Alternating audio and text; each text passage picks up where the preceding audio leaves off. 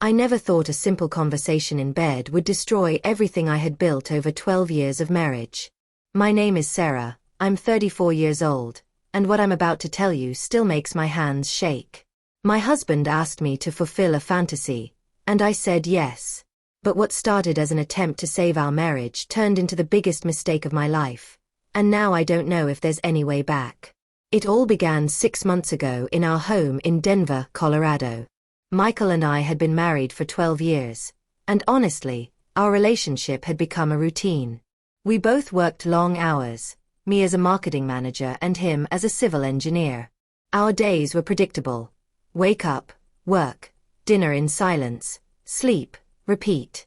The passion we once had seemed to have evaporated, and I felt us drifting further apart with each passing day.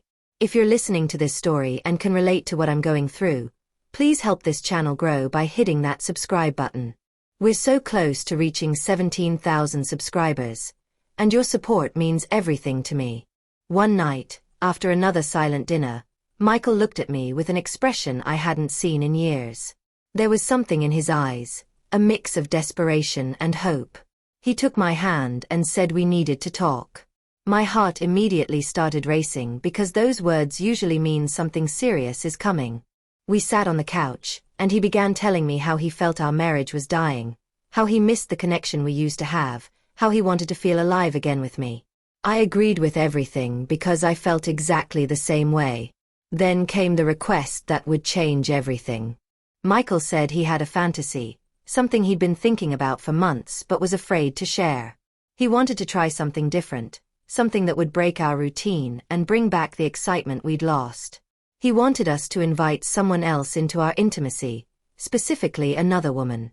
Not for sex, he assured me, but to add a new dynamic, a shared experience that would unite us in a different way.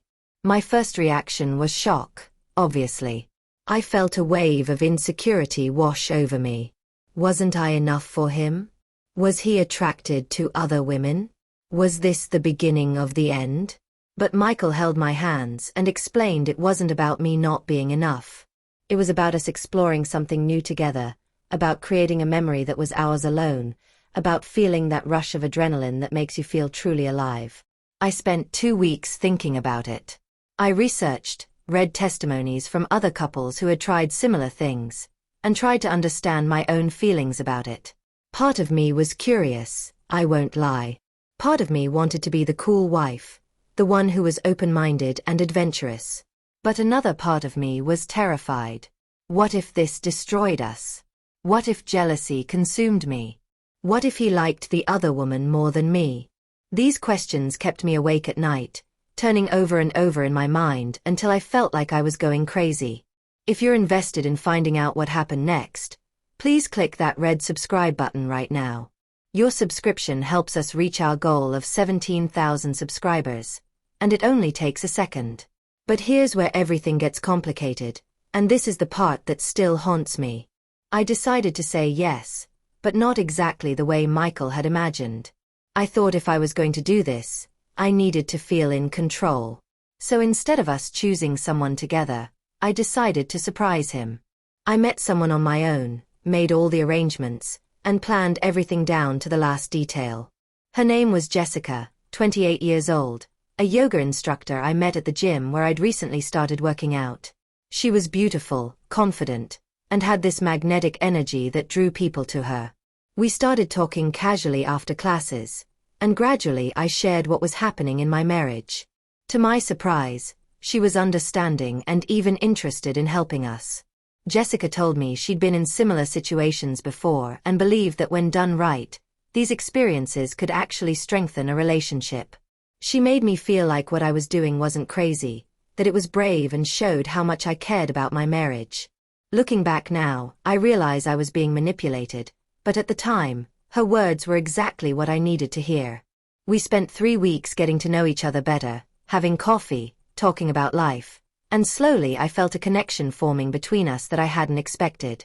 It wasn't romantic or sexual, at least not at first. It was more like finding someone who understood a part of me that had been hidden for years. The night I told Michael about my plan, his reaction wasn't what I expected. Instead of being excited, he seemed worried. He asked me if I was sure, if I'd really thought this through, if I understood what we were about to do. I assured him everything was under control, that I'd chosen someone trustworthy, someone who understood boundaries. I told him about Jessica, how amazing she was, how she'd made me feel comfortable with the whole idea. Michael still seemed hesitant, but he trusted me. He trusted my judgment, and that trust would become the very thing I'd end up betraying. We're building a community here of people who share their real stories, and you can be part of it by subscribing to this channel. Help us get to 17,000 subscribers by clicking that button below. The evening we'd planned finally arrived. I'd arranged everything at a hotel in downtown Denver, a neutral place where none of us would feel too vulnerable. Jessica arrived first, looking stunning in a simple black dress that somehow made her even more intimidating. When Michael arrived and saw her, I watched his face carefully. There was attraction there, I could see it, but there was also confusion and a hint of fear. We had some wine, talked about trivial things, and tried to ease the tension in the air. Jessica was incredible at making everyone feel comfortable, cracking jokes, asking questions, keeping the conversation flowing naturally. For a moment, I actually thought this might work, that we might actually pull this off and come out stronger on the other side. But then something shifted.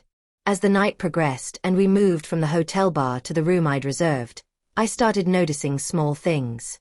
The way Jessica touched Michael's arm when she laughed. The way he looked at her when he thought I wasn't watching. The way they seemed to have their own rhythm, their own language that didn't include me. I'd imagined this experience would bring Michael and me closer together, that we'd be united in this adventure. Instead, I felt like an outsider watching my husband connect with another woman in ways he hadn't connected with me in years. The jealousy that hit me was physical, a tightness in my chest that made it hard to breathe. I tried to push through it. I told myself this was what I'd signed up for, that I needed to be mature about it. But when Jessica kissed Michael, and I saw him respond with a passion I hadn't seen directed at me in so long, something inside me broke. I called it off right there, in the middle of everything. I said I couldn't do it, that I'd made a mistake, that we needed to leave. Michael was understanding, immediately pulling away from Jessica and coming to me, asking if I was okay, holding me while I tried not to cry. Jessica was cool about it too, saying she understood completely and that there was no pressure. We all left the hotel that night, and I thought that would be the end of it. I thought we'd go home, talk about what happened, and move forward. I was so wrong. If this story is keeping you on the edge of your seat, show your support by subscribing right now. We're almost at 17,000 subscribers, and every single one counts. Michael and I didn't talk much that night or the next day. There was this heavy silence between us, filled with everything we weren't saying. I felt embarrassed, ashamed that I'd pushed for this and then couldn't handle it. I felt like I'd failed as a wife, as a partner, as a woman. Michael kept assuring me it was fine, that we'd tried something and it didn't work out, and that was okay. But I could see something had changed in him. There was a distance in his eyes that hadn't been there before, a part of him that seemed to be somewhere else even when he was right next to me. And I knew, deep in my gut, that somewhere else was with Jessica. 2 weeks later, I found the messages. I wasn't snooping, at least that's what I tell myself. Michael's phone was on the kitchen counter, it buzzed with a notification, and when I glanced at it, I saw her name. Jessica. My hands were shaking as I picked up the phone and opened their conversation. What I found there shattered whatever was left of my world. They'd been talking every day since that night. Not just casual conversation, but deep, intimate exchanges about their feelings, their desires, their frustrations. Jessica was telling Michael things about himself that even I didn't know. She was becoming his confidant, his escape, his fantasy. And Michael, my husband of 12 years, was eating it up. The messages weren't explicitly sexual, which somehow made them worse. They were emotional, intellectual, romantic. Michael was sharing parts of himself with Jessica that he'd stopped sharing with me years ago. He was being vulnerable with her, funny with her, present with her in ways he hadn't been present with me in so long. I sat on our kitchen floor with his phone in my hands, reading message after message, watching my marriage dissolve before my eyes. And the worst part? I had no one to blame but myself. I was the one who brought Jessica into our lives.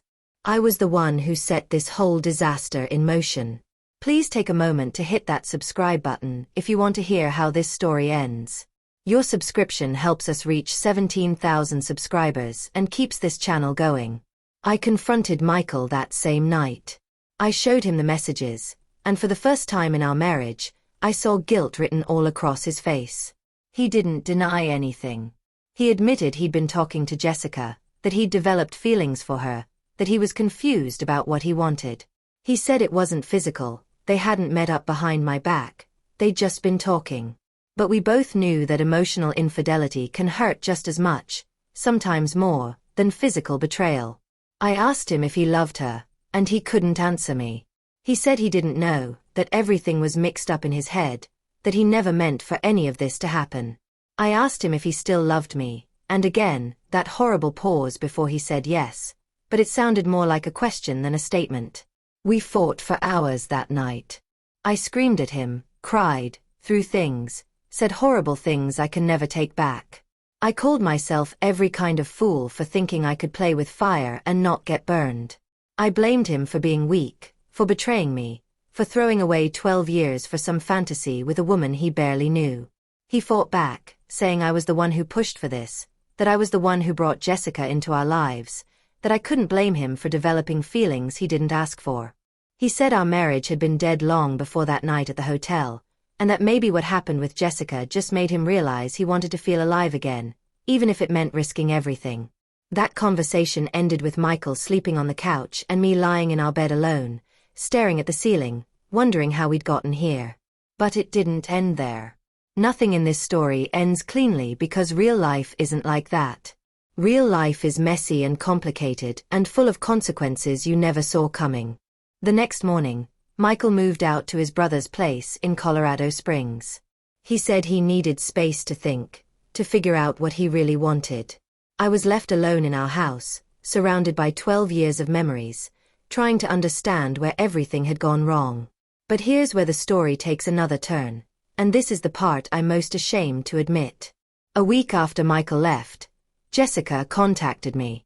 She apologized for everything, said she never meant to come between us, that she felt terrible about the whole situation. She asked if we could meet for coffee, just to talk, to clear the air. Part of me wanted to tell her to go to hell, to blame her for everything that had happened. But another part of me, the part that was desperate and lonely and confused, wanted to see her. I wanted to understand what she had that I didn't, what made Michael connect with her so easily. So I agreed to meet her. If you're still following this complicated story, please help our channel grow by clicking subscribe. We're working hard to reach 17,000 subscribers, and you can make that happen right now. Meeting Jessica again was surreal. Sitting across from her in that coffee shop in downtown Denver, I felt like I was in some kind of alternate reality. She looked genuinely remorseful, with dark circles under her eyes like she hadn't been sleeping well either. She told me she'd ended all communication with Michael, that she'd blocked his number and deleted their messages. She said what happened between them was wrong, that she'd gotten carried away and forgotten about the real person whose marriage was at stake, me. She apologized over and over, and I wanted to hate her, but I couldn't. Because looking at her, I saw myself reflected back. Another woman who'd made mistakes, who'd let desire and curiosity override good judgment. We talked for 3 hours that day. Jessica told me things about Michael, things he'd shared with her in their conversations. She told me he felt invisible in our marriage, like he'd become just a paycheck and a presence but not a person. She said he talked about how we used to laugh together, stay up late talking about our dreams, make spontaneous plans.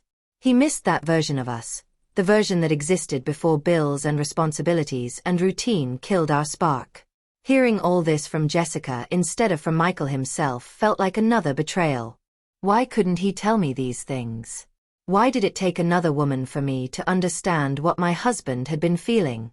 But Jessica wasn't done. She also told me something that made my blood run cold. She said Michael had asked her to run away with him. Not in a serious, let's actually do this way, but in a moment of fantasy, of escape. He'd painted this picture of a different life. Just the two of them, starting fresh somewhere new, leaving all the complications behind. Jessica said she'd shut down the conversation immediately, told him that wasn't reality, that running away doesn't solve anything. But the damage was done. The image of my husband, the man I'd spent 12 years building a life with, imagining a future without me, with someone else, was devastating beyond words. I went home that day feeling more lost than ever. Jessica had given me information, but not clarity. If anything, I was more confused.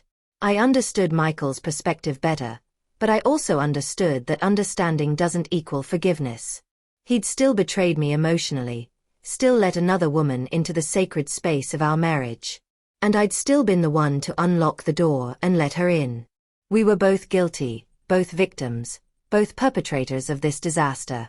The lines between right and wrong had become so blurred I couldn't see them anymore. Keep listening because this story isn't over yet, and if you want to be part of this community, hit that subscribe button now.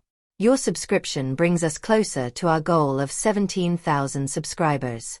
A month passed with minimal contact between Michael and me. We texted about practical things, bills that needed to be paid, mail that arrived, that kind of stuff. But we didn't talk about us, about our future, about whether there even was a future for us. I threw myself into work, staying at the office late, taking on extra projects, anything to avoid going home to that empty house. My friends and family knew something was wrong, but I couldn't bring myself to tell them the whole truth. How do you explain that you're the architect of your own misery? That you served up your marriage on a silver platter to a beautiful stranger and now you're shocked it got devoured? Then came the phone call that changed everything again. It was Michael's brother Ryan, calling to tell me that Michael had been in a car accident. Nothing too serious, he assured me quickly, but Michael was in the hospital with a concussion and some broken ribs. He'd asked for me. Despite everything that had happened between us, despite all the hurt and betrayal and confusion, hearing that Michael was hurt and asking for me made me realize something crucial. I still loved him. Whatever mess we were in, whatever mistakes we'd both made, that fundamental truth remained unchanged. I loved my husband, and I needed to see him. I drove to the hospital in Colorado Springs faster than I should have, my mind racing with worst-case scenarios. When I finally saw Michael lying in that hospital bed, bruised and bandaged but alive, something inside me broke open. All the anger and resentment I'd been holding on to for the past month just dissolved. I rushed to his side, held his hand, and we both started crying. For the first time since this whole nightmare began, we were completely honest with each other.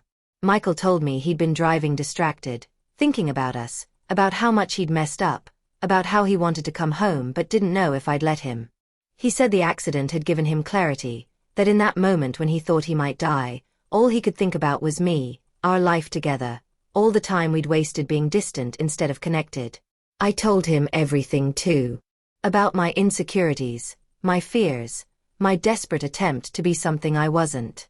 I admitted that suggesting the fantasy in the first place had been about my own need to feel desirable and adventurous, not really about saving our marriage. I confessed that I'd been jealous of Jessica not because of what she did with Michael, but because of who she was, confident and free in ways I'd forgotten how to be. We talked about our marriage, really talked, in a way we hadn't in years. We acknowledged that we'd both let our relationship deteriorate long before Jessica entered the picture. She was just the catalyst that made us face what we'd been avoiding. If this emotional journey is resonating with you, please show your support by subscribing to our channel. We're so close to 17,000 subscribers, and your click makes all the difference. Michael came home 2 weeks later, once he was cleared by the doctors. We didn't immediately fall back into old patterns. We both knew that would be a mistake. Instead, we started marriage counseling, something we should have done years ago. Our therapist, Dr. Patricia Chen, helped us understand that what we'd experienced was a symptom of deeper issues: communication breakdown, emotional distance, unmet needs on both sides. She taught us how to be vulnerable with each other again, how to express our needs without blame, how to listen without defending. It was hard work, harder than anything we'd done in our marriage, but we were both committed to trying. But here's where the story gets even more complicated. And this is what keeps me up at night. 3 months into our reconciliation, just when things were starting to feel stable again, I got a message from Jessica. She said she needed to tell me something she should have said months ago. We met at the same coffee shop, and what she told me made me question everything all over again. Jessica confessed that the night at the hotel hadn't been as spontaneous as she'd made it seem. She admitted that she'd been attracted to Michael from the moment I first mentioned him, that she'd encouraged the whole arrangement knowing it would give her access to him. She said that while her feelings for Michael had become real, they'd started as a calculated move. Hearing this felt like being punched in the stomach all over again. I'd thought Jessica was my friend, someone I could trust, someone who understood me. But she'd been playing a game I didn't even know we were in. She'd used my vulnerabilities, my desire to save my marriage, to get close to my husband. The worst part was that she seemed to feel genuinely guilty about it now, which somehow made it harder to hate her completely. She told me she was moving away, to Seattle, to start fresh and get away from the mess she'd created. She asked for my forgiveness, not because she deserved it, but because she needed to hear it to move on with her life. I didn't forgive her that day. I couldn't. I told her that some things can't be forgiven with words, that forgiveness is something that happens inside you over time, not something you grant because someone asks nicely. But I also told her I understood being human, making mistakes, letting desire override judgment. Because I'd done the same thing, hadn't I? I'd let curiosity and insecurity lead me into making a choice that nearly destroyed my marriage. Jessica left Denver the next week, and I haven't heard from her since. But her confession left me with a new dilemma. Should I tell Michael? Would knowing that Jessica had manipulated the situation from the start change anything? Would it make him feel better or worse? Would it help our healing process or set us back? Please consider subscribing if you want to know what I decided. Your subscription helps us build a community and reach our goal of 17,000 subscribers. I struggled with this decision for weeks. Part of me wanted to tell Michael everything, to be completely transparent like our therapist had been teaching us. But another part of me worried that this information would only hurt him more, make him feel foolish and used, potentially damage the progress we'd been making. I went back and forth, weighing the pros and cons, trying to decide what was right. In the end, I chose to tell him. We were sitting on our back porch one evening, watching the sunset over the Rocky Mountains, and I just laid it all out. Jessica's confession, her manipulation, her calculated approach to the whole situation.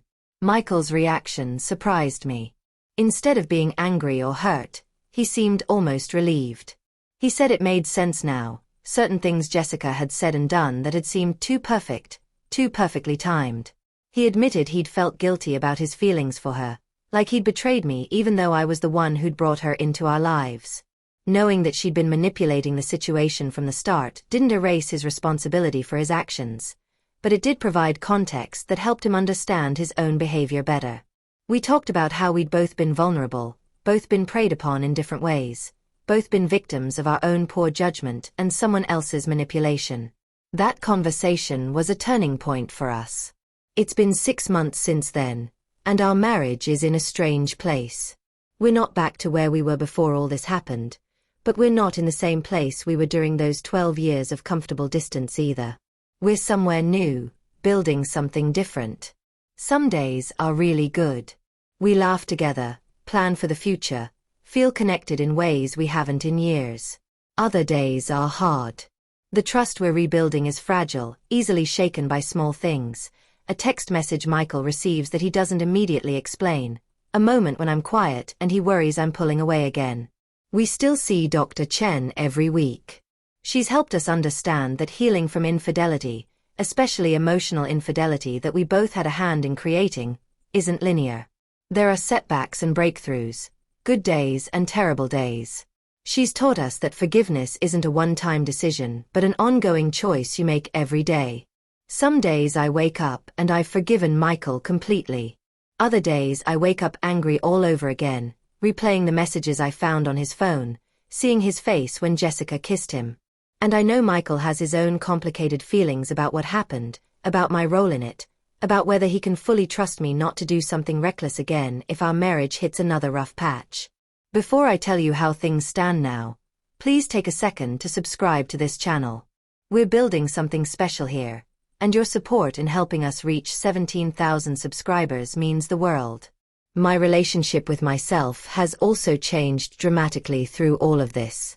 I've had to confront some uncomfortable truths about who I am and what I want. I realized that I'd spent years defining myself solely as Michael's wife, as someone's employee, as a daughter and friend, but I'd lost touch with who Sarah was as an individual.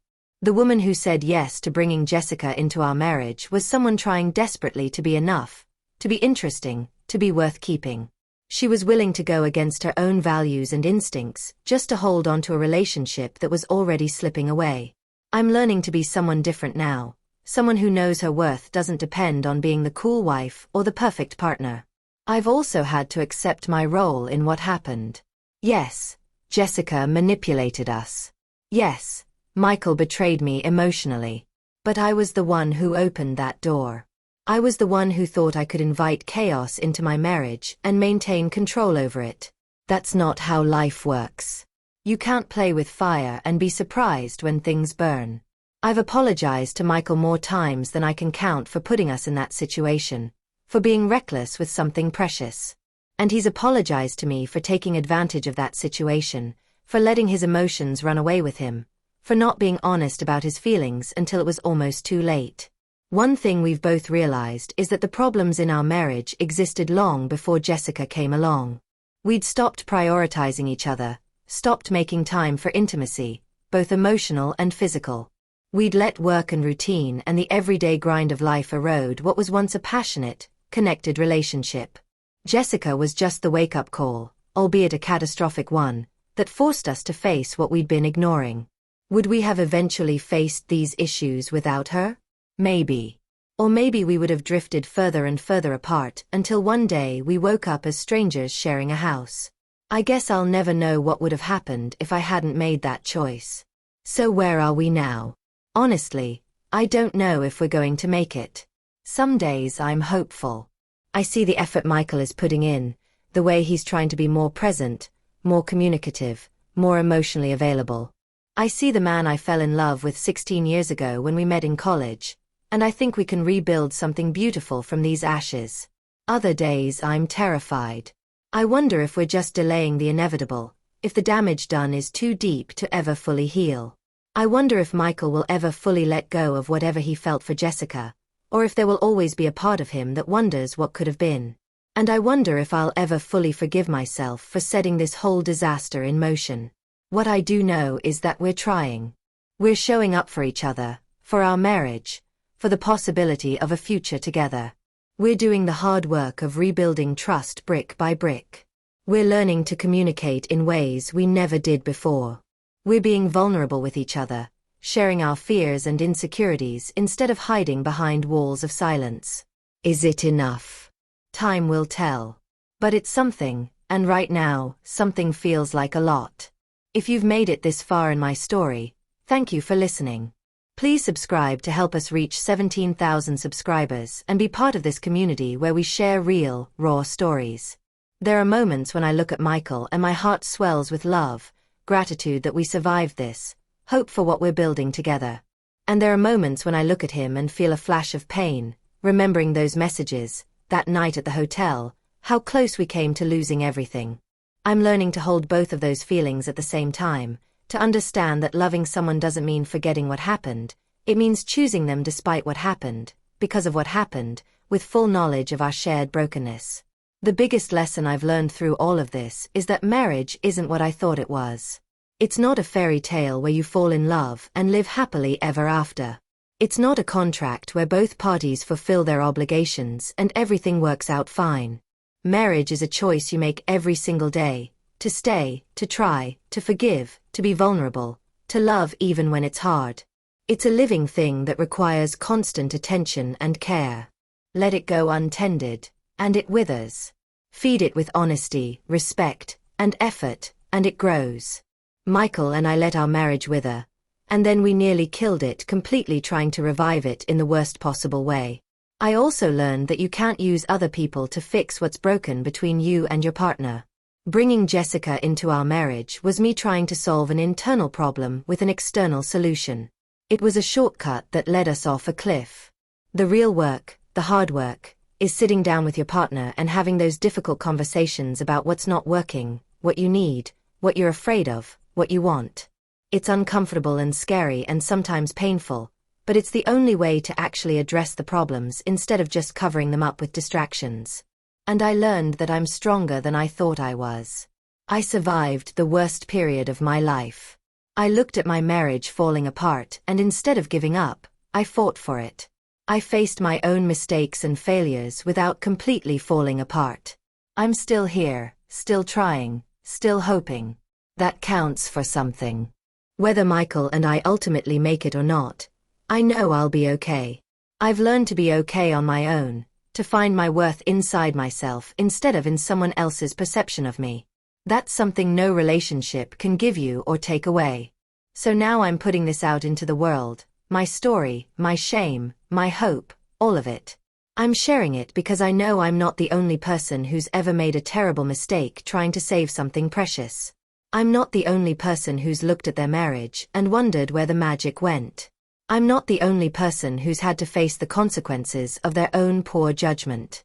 If my story helps even one person avoid the mistakes I made, or helps someone feel less alone in their own struggle, then maybe all this pain will have served some purpose beyond just destroying and rebuilding my life. But I need your help with something. I need perspective. I need to know what you would do in my place. Would you have told Michael about Jessica's confession? Would you stay and keep fighting for a marriage that's been through this much trauma? Or would you cut your losses and start fresh with someone new? Do you think people can really come back from this kind of betrayal, especially when both partners are complicit in creating it? What would you do if you were me, sitting here 6 months after the worst period of your life, looking at your spouse and not being completely sure if you're rebuilding or just delaying the end? I genuinely want to know because I'm still figuring this out day by day. Some nights I lie in bed next to Michael and feel completely at peace. Other nights I lie there wondering if I'm being naive, if I'm staying out of fear of being alone rather than genuine love and hope. I don't have all the answers. I'm not standing here as someone who's figured it all out and wants to share their wisdom. I'm standing here as someone still in the middle of the mess, trying to find my way through, hoping I'm making the right choices but never quite sure. Please leave your thoughts in the comments. Tell me what you would do. And if you haven't already, please subscribe to this channel. We're almost at 17,000 subscribers, and every single subscription helps us keep sharing these real, honest stories. This isn't a story with a neat ending tied up with a bow. Real life doesn't work that way. I can't tell you that Michael and I are definitely going to make it, that we'll celebrate our 50th anniversary surrounded by grandchildren, that this was just a bump in the road we'll laugh about someday. I can't tell you that because I don't know. What I can tell you is that right now, in this moment, we're trying. We're choosing each other despite everything. We're building something new from the rubble of what we destroyed. And some days, that feels like enough. Other days, it doesn't. But I wake up each morning and make the choice to try again, and so does Michael, and maybe that's all any of us can do. So I'll ask you one more time. What would you do in my place? Would you stay or would you go? Would you forgive or would you cut your losses? Drop your thoughts in the comments below. I read every single one, and your perspective might help me figure out my own path forward. And please, if this story resonated with you at all, if you felt anything hearing my experience, hit that subscribe button. Help us reach our goal of 17,000 subscribers. This channel exists because people like you want to hear real stories from real people dealing with real problems. Your subscription keeps that going. Thank you for listening to my story, for not judging me too harshly, for being part of this journey with me. Until next time.